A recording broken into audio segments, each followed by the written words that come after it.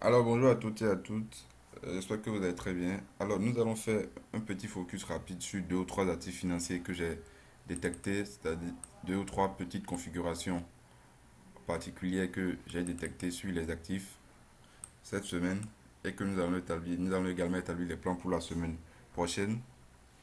Alors c'est vrai que cette semaine le marché a été hyper volatile, surtout avec tous les événements économiques que nous avons eus et également les événements géopolitiques. Nous allons revenir sur ça, sur les parités en JPY, notamment l'USD JPY. Alors nous allons commencer avec l'euro USD, comme d'habitude. Eh bien, l'euro USD, nous avons, après la fausse cassure, sinon le retour des prix sur la borne inférieure du double top détecté en H4, on voit que la paire est actuellement en dérive latérale qu'on peut matérialiser ici, voilà. Donc nous avons une dérive latérale entre les 1,21,58 et les 1,22, les 1,25,20, excusez-moi, voilà, les 1,25,50. Donc range entre 1,21,58 et 1,25,50. Alors actuellement, qu'est-ce que nous avons? Nous avons le prix, après le retour sur la zone des 1,21,58, 1,21,91, est reparti violemment. Maintenant, nous avons cette droite de tendance baissière, cette résistance baissière que j'ai tracée ici, qui passe par ce sommet et ce sommet.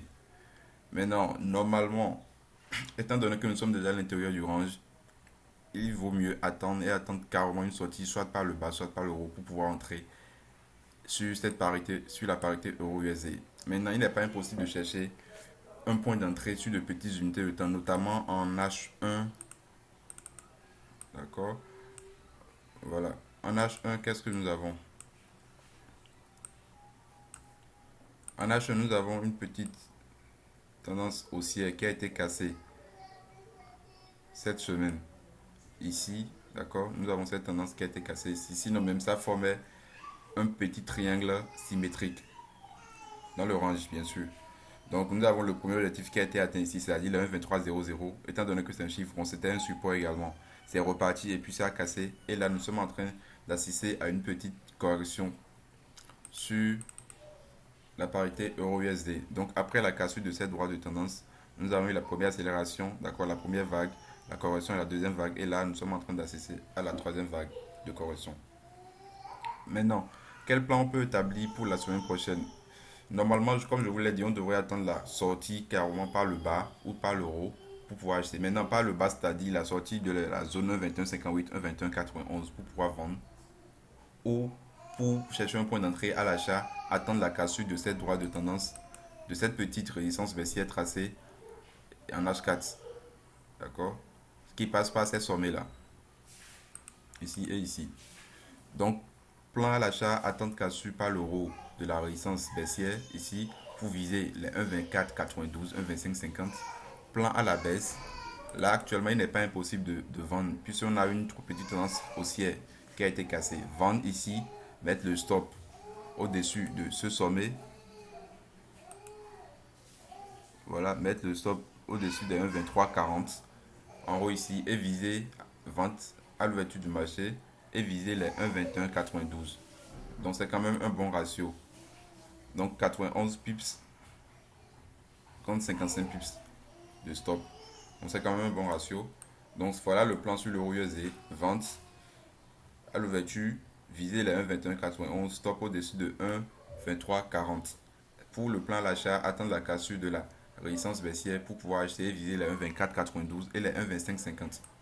Donc ça c'est le plan sur la parité euro USD. Alors, j'ai détecté également une configuration sur la parité GBP USD. D'accord, voilà. Nous avons ce biseau descendant ici formé en H4 qui a été cassé ici. D'accord, nous avons eu premier point de contact, deuxième point, troisième point, quatrième point. Donc, c'était une droite vraiment qui était vraiment solide. Donc, la droite a été cassée sur ce niveau. Nous avons eu le pullback jusqu'à présent. Nous sommes toujours dans la consolidation, c'est-à-dire la consolidation en pullback. Et là, vous voyez que le pullback s'est effectué à pile poil sur la droite qui a été cassée. Donc ça atteste effectivement de la solidité de cette droite-là.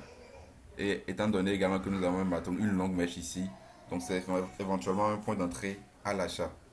D'accord? Et nous avons également cette petite droite de tendance haussière qui a été tracée sur lequel le prix a également rebondi. Maintenant, quel plan on peut établir sur la parité GBP-USD? On peut acheter et mettre le stop sous cette droite ici, c'est-à-dire stop à 1,3865. Viser premier objectif les 1,40, d'accord? Et puis les 1,4059, puis 1,4086. Normalement, après la cassure d'un biseau descendant, en tout cas d'un biseau, l'objectif c'est le point de départ, c'est-à-dire le sommet ici. Donc on devait normalement repartir sur les sommets, les 1,42, 1,43. Maintenant, c'est à vous de voir si vous voulez faire étape par étape ou juste entrer, prendre position à long terme pour viser les sommets ici. Donc, je récapitule, achat, d'accord, achat, mettre le stop sous cette mèche ici, viser premièrement 1,40, puis 1,4059, puis 1,4086. Maintenant, pour la vente, il faudrait que ça casse cette petite tendance haussière qui a été tracée, et ce qui fait que ça va en même temps réintégrer le biseau, d'accord? C'est-à-dire cassure de cette petite tendance haussière, clôture en dessous, vente, pour viser les 1,3847, d'accord? 1,3847, puis 1,3784, après 1,3717. Donc voilà le plan sur la parité chez BP USD. Je viens maintenant sur la parité USD JPY. J'avais également détecté une configuration sur la parité USD JPY. Alors USD JPY, les parités en JPY, comme je vous le disais au début, sont des parités très volatiles. Surtout avec les événements géopolitiques que nous avons eu cette semaine, ces derniers temps. D'accord, nous avons la Corée du Nord et les États-Unis qui veulent organiser une rencontre, c'est-à-dire une rencontre entre Trump et Kim Jong-un en Suède, je crois, ce qui a fait que la paix est repartie un peu à la hausse. Sinon que nous étions dans une tendance baissière. D'accord, tendance baissière depuis ce niveau. Donc, nous avons eu la cassure de la tendance baissière ici. D'accord, et je vous l'ai dit, JPY, c'est une paire, c'est une valeur refuge. Le JPY et le gold sont des valeurs refuge. Donc, à la moindre situation grave, sinon des événements géopolitiques qui ne sont pas du tout positifs, cette paire s'enflamme. Donc, les paires JPY s'enflamment. Donc, nous avons eu la collision entre le Royaume-Uni, c'est-à-dire les espions russes qui ont été empoisonnés par les Russes. D'accord, les espions qui ont été empoisonnés. Un ancien espion qui a été empoisonné avec sa fille, retrouvé empoisonné avec sa fille. Et nous avons cette situation entre la Russie et la Grande-Bretagne actuellement, ce qui fait que les paires en JPY sont en train de chuter. Donc, qu'est-ce que nous avons ici? Nous avons actuellement, après la cassure de la droite de tendance baissière, nous avons la correction, sinon le pullback qui s'est effectué ici, qui a formé un biseau descendant. D'accord? On peut bien aller en H1 ou en M30 pour bien voir. En H1, voilà ce qu'on a. Donc, biseau descendant.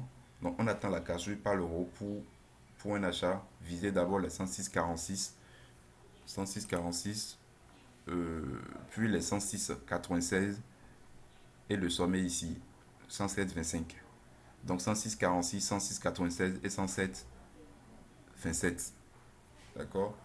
Donc, le plan sur USDJPY. Et nous voyons également que ici nous avons une divergence haussière. Biseau descendant, divergence haussière. Donc, pouvoir cassure par le haut. Il n'est pas impossible que le prix revienne ici avant de sortir par le haut. Donc, ce qui fait qu'il faut juste attendre la cassure par le haut pour pouvoir passer un ordre d'achat sur cette parité-là. Donc, comme je vous le disais, c'est une tendance baissière, d'accord, qui a été cassée. Nous avons eu plusieurs points de contact ici, ici, ici, ici également. Donc, nous avons eu la cassure ici. Nous avons le retour des prix sur la droite. Et vous voyez qu'à chaque fois que le prix, que ça corrige, ça se repose sur la droite et puis ça prend appui sur la droite ici. D'accord? Ici, ici et ici. Donc, il faudrait attendre une cassure par le haut pour pouvoir acheter. Maintenant, pour le plan à la baisse, il faudrait que ça casse les derniers creux, les derniers plus bas, pour qu'on cherche à vendre, c'est-à-dire les 105,24, pour qu'on cherche à passer un ordre de vente.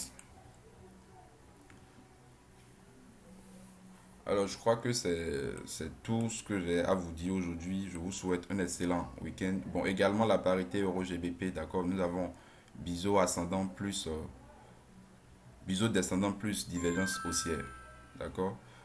Donc, je vous souhaite un excellent week-end.